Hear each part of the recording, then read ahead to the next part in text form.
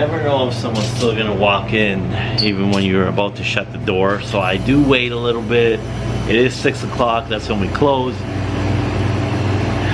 We're good, we're good, we're good.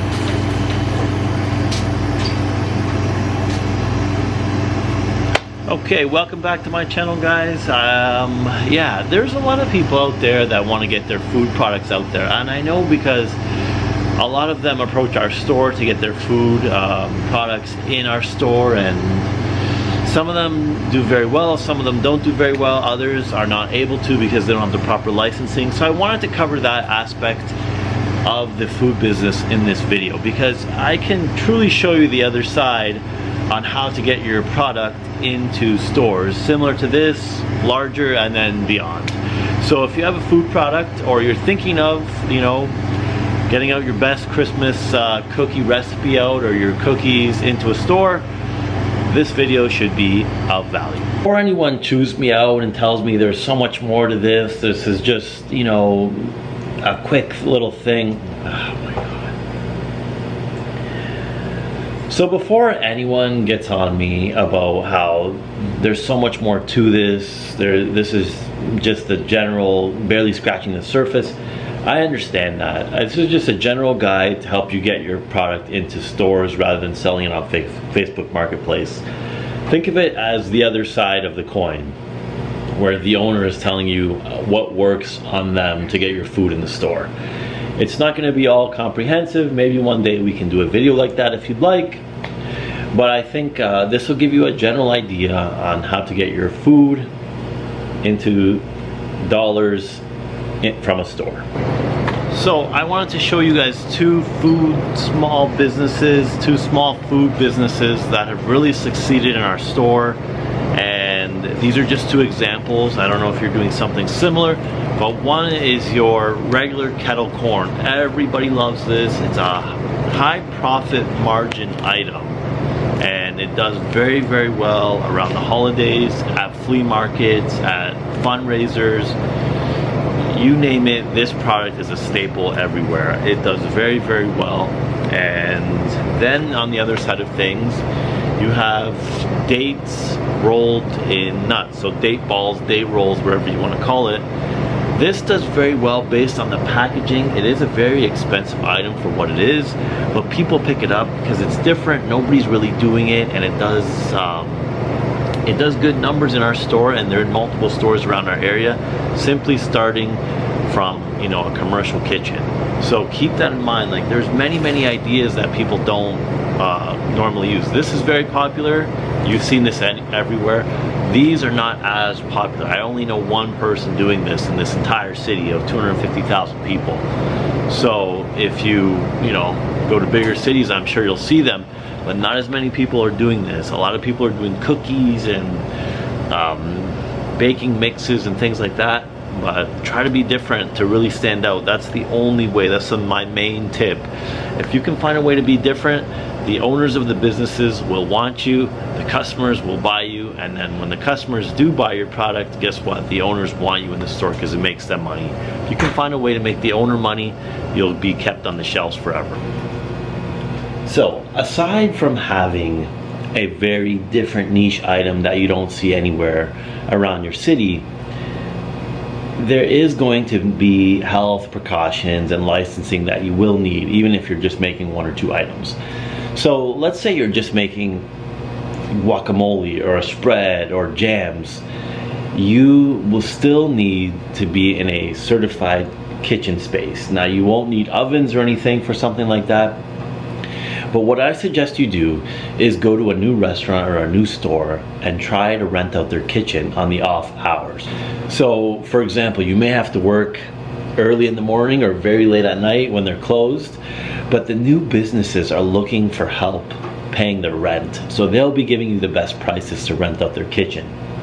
Try to find someone that you have a good relationship with, and maybe you already know them, so it won't be as hard to get accustomed to how they keep things or where things are, or they're not going to be too sketchy if you know you're there when they're not around. But for example, even just renting out a space that's health board certified, is going to be a big requirement for you. Even if it's just two stainless steel tables and hand washing sink, that may be all that your city or country requires. Now, a lot of people like making food at home and selling it on Facebook Marketplace. You can get away with that for a while until someone reports you. I would never suggest to do that, and I'm sure your health board is very, very busy with actual restaurants and actual problems that they don't go checking out Facebook Marketplace on who's selling things. But there's going to be a way that you can get that kitchen certified in your house if you really don't want to rent out a space. So you may need an extra hand washing sink, a different garbage can, a different kitchen entirely. This is something that you'll have to look up because it will vary state to state. For us, I know we need a separate hand washing sink, we need a separate space on where we prep food, but yeah, that's specific to my area and my city of Windsor, Ontario. So after you registered the business, you have a commercial space to make the product. You want to be able to get it out in front of stores. You don't want to focus on Facebook Marketplace, just selling it to people, you know, individually, or having them come to your house and picking up. It's not scalable, and it won't make you as much money as going this route, which I'm about to reveal. What you'll want to do is go into small niche local stores, local restaurants, and pitch the product directly to the owner. Now, the owners aren't always going to be there, but in small businesses such as this, small restaurants, small cafes, you'll have to go in and bring a sample to the owner. This is the easiest way for you to do this. I know it's kind of nerve-wracking, you know, doing this. It's very cold. It's a cold approach, but this is the best way that I've seen entrepreneurs do this in this city for this store. They'll come in, they'll say, you know, I'm from your area, I know you're a local business owner like me, I want you to try this, I'm gonna leave some samples and some information, and they will let you try it, give you a couple samples, and that's the best way, and then maybe follow up with an email or a call after a few days. This is the quickest way to get your food product into stores.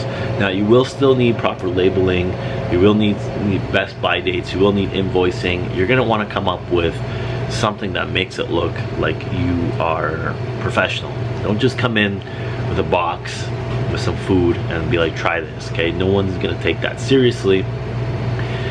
If you are looking for help on marketing that and marketing this business, that is always something I can help you with below. If you'd like to email or check out our website in the description, I can always do that with you guys and provide some monthly services to get your products out there easier. And the best way to approach a small business is to offer consignment. So when you offer a business owner consignment, they're only paying for what sells. So this is the best way. They have no risk. You have no risk. You're putting your product on their shelf or in their fridge, wherever it needs to go by, you know, health standards. And whatever sells, you guys keep track of together, and they pay for what sells. This consignment deal, basically, it gave me the opportunity to try so many different products that I normally would be like, you know what, I don't know, we already have this and this and this. But at that point, I have no risk at all, and this product is in the store, and if it sells, it sells. If it doesn't sell, well, the owner takes it back and we both move on. But this is the best way I can suggest. You know, you already have your product, you approach the business owner, you tell them it's a consignment deal, we both have nothing to lose, we only have everything to gain, and you put it on the shelf, and, you know, with the proper marketing, and if you have a good product, I don't see an issue for anybody. It's a win-win. So after you've gotten your product into stores and you've offered consignment, or you've negotiated terms like payment terms with the owner, you need to make sure that you are on social media and pushing the product and the people that are interested in your product to the stores. When the owner sees that you tagged them on Instagram, that you are in their store, that your product is in the store, it becomes a whole nother thing for the owner, because now they're getting the customers that you already have exposed to their store. So that's a good feeling for an owner, because now we have people that are coming for your product and they're buying things that are already in the store. So again, another way to appease the owner would be to come in. It's a consignment deal. I'm gonna post you on our socials. This is what we're gonna do. I'll do a video walkthrough and show your store and that we have our product here. And then maybe every 2-3 weeks, I'll repost that it's in the store, or I'll say a featured store list every week, and people will know. Boom, now I have marketing from your side, I have marketing from my side, and it's a big funnel where everyone supports each other in the community, because we're all kind of just collaborating together to bring more people to buy your product and to my store. So yeah, make sure your marketing is on point and promote the stores that you're in, because I can't tell you how many other times I've seen other stores that have a new product in our city, and I'll be like, wow, I gotta contact that person, I want this product too. When another product is in a competitor's store, I am more likely to be like, yep, you know what, they took it on, obviously it's a good product, I want it too, it's selling, I'm gonna try it. So even by you posting that you have a product in another store, we'll get the awareness of the other stores in the area, because listen, we all watch each other's Instagrams and Facebooks, because we want to see what everyone else is doing. It's like creeping you know, an old friend or someone you don't like. You want to see what's going on. You want to see how they're running their businesses, right? It's just part of business.